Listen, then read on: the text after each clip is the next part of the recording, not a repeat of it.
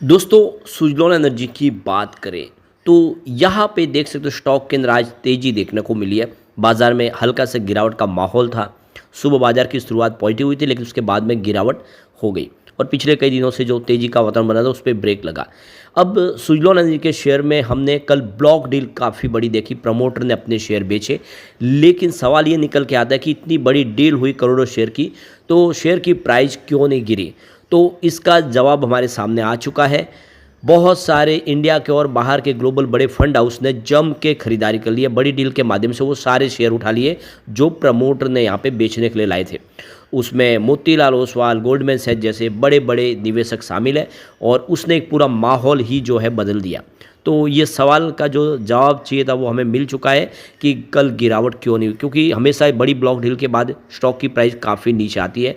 तो यहाँ पे नहीं आई क्योंकि मौके का फ़ायदा उठाने वाले बहुत सारे बड़े फंड हाउस थे जिन्होंने इस मौके का पूरा फ़ायदा उठा लिया।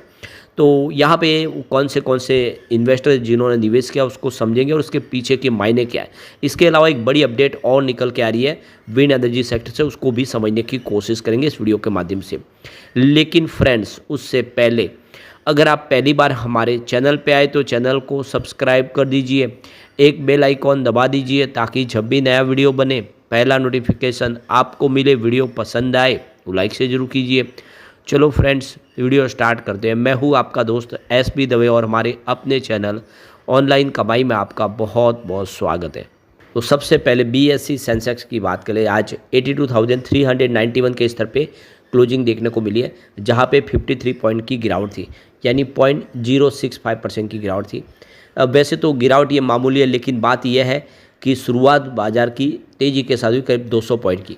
अब वो तेज़ी रह नहीं पाई। इंट्राडे में आप देखें तो जो तेज़ी वो काफ़ी अच्छी थी और ऊपर के लेवल से बाज़ार नीचे आया क्योंकि यहाँ पे प्रॉफिट बुकिंग हो गई शुरू।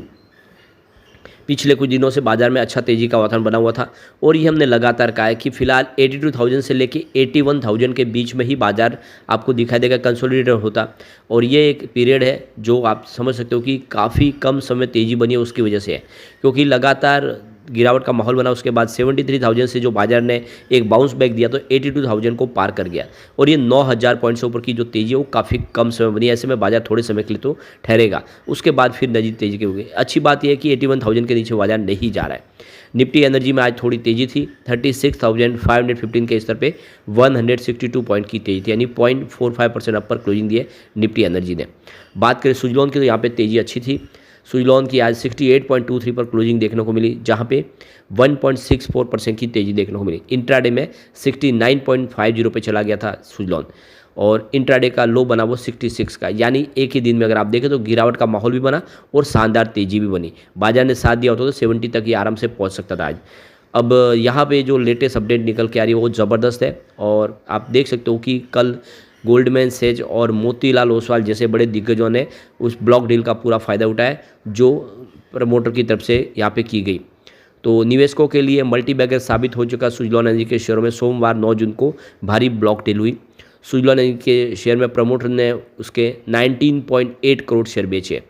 तो यहाँ पे 1300 करोड़ से अधिक की ब्लॉक डील के तहत 66.05 की औसत प्राइस पर इन शेयरों का लेन देन हुआ है, यानी 66 रुपये 05 पैसे के लेवल पे ये सारे शेयर खरीदे गए, बेचे गए। इसमें देश विदेश के फंडों ने हिस्सा लिया और शेयर खरीदे। ब्लॉक डील के तहत तांती होल्डिंग ने 6.69 करोड़ शेयर बेचे और इसके अलावा रणछोड़ भाई तांती ने 5.08 करोड़ शेयर बेचे। विनोद तांती ने 5.28 करोड़ के शेयर बेचे। तो इसके अलावा एक्सचेंज पर मौजूद आंकड़ों के मुताबिक रंबाबेन तांती ने भी 2.75 करोड़ शेयर बेचे। तो ये जो डील हुई है इसमें आप देखिए तांती परिवार के अलग अलग प्रमोटर ने अपनी होल्डिंग बेची है। तो इसके पीछे बड़ी वजह हो सकती है कि जो काफ़ी सारे प्रोजेक्ट्स कंपनी अभी कर रही है उनकी ऑर्डर बुक बहुत मजबूत है और फंड की ज़रूरत है, वो कर्ज नहीं लेना चाहते और इसी वजह से उन्होंने अपनी स्टेक को बेचा है। ये सामूहिक निर्णय है और अच्छा निर्णय है। अब आप समझ सकते हो कि जैसे ही वो सारे ऑर्डर कंप्लीट होंगे कंपनी का फिर से पैसों की उस समय जो आवश्यकता है वो पूरी हो जाएगी, पैसे इनके पास आ जाएंगे तो ये अपनी होल्डिंग बढ़ाएंगे और इस बार और ज़्यादा बढ़ा देंगे। कोई चिंता की बात नहीं है क्योंकि ये फैसला शानदार और इसी का अनुसरण करते हुए बड़े जो ब्लॉक डीलों के माध्यम से बड़े फंड हाउस ने जम के खरीदारी किया, इस मौके का पूरा फ़ायदा उठाए। तो वो कौन से फंड हाउस है जिन्होंने यहाँ पे खरीदारी किया तो देख सकते हो आदित्य बिरला सन लाइफ म्यूचुअल फंड ने यहाँ पे 3.03 करोड़ के शेयर खरीदे। इसके अलावा ASK एब्सोल्यूट रिटर्न फंड ने 15.14 लाख यहाँ पे शेयर खरीदे। इसके अलावा बजाज एलियंस लाइफ इंश्योरेंस ने 30.28 लाख शेयर खरीदे। इसके अलावा बंधन म्यूचुअल फंड की बात करें तो उन्होंने 48.45 लाख शेयर खरीदे। एडलवाइज लाइफ इंश्योरेंस ने 15.14 लाख शेयर खरीदे। एडलवाइज म्यूचुअल फंड ने 59.07 लाख शेयर भी खरीदे। फ्यूचर जनरल इंडिया ने 15.14 लाख शेयर यहाँ पे खरीदे। गोल्डमैन सेज सिंगापुर PTE ने 15.14 लाख शेयर खरीदे। इसके अलावा Goldman says Asia equity portfolio ने 5.83 करोड़ की काफ़ी बड़ी ब्लॉक डील की है। इसके अलावा ICICI प्रूडेंशियल लाइफ इंश्योरेंस ने 1.69 करोड़ के शेयर खरीदे। इसके अलावा इन्वेस्को म्यूचुअल फंड ने 48.45 लाख शेयर खरीदे। Morgan Stanley Asia Singapore PTE ने 30.28 लाख शेयर खरीदे। मोतीलाल ओसवाल म्यूचुअल फंड ने 4.54 करोड़ के शेयर खरीदे, यानी मोतीलाल ओसवाल ने भी बहुत भारी निवेश किया है। इसके अलावा एसोसिएट जनरल ने 73.97 लाख शेयर खरीदे और सुंदरम म्यूचुअल फंड ने 75.7 लाख शेयर खरीदे। तो जम के खरीदारी हुई, उसमें दो बड़े नाम हैं जिसमें आप देख सकते हो कि करोड़ों के शेयर खरीदने वाले वो है मोतीलाल ओसवाल और यहाँ पे देख सकते हो कि गोल्डमैन सेज। इसके अलावा देखें तो यहाँ पे आपको जो तीसरा नाम दिखाई देगा वो ICICI प्रूडेंशियल होगा, जिनकी खरीदारी करोड़ों में है, और आदित्य बिरला सन लाइफ, उन्होंने भी शेयर जो है करोड़ों में खरीदे। तो ये चार बड़े यहाँ पे इन्वेस्टर दिखाई देंगे, इंडिया के भी और ग्लोबल, जिन्होंने जम के खरीदारी की है। तो सुजलॉन के शेयर में पिछले साल 12 सितंबर 2024 को 86.04 का इसने हाई बना दिया था और ये इसके लिए शेयर का एक साल का रिकॉर्ड हाई लेवल बना था और वहाँ से तेज़ी थम गई और हाई लेवल से 7 महीने में 46.54% की गिरावट हुई और 7 अप्रैल 2025 को ये 46 पर आ गया।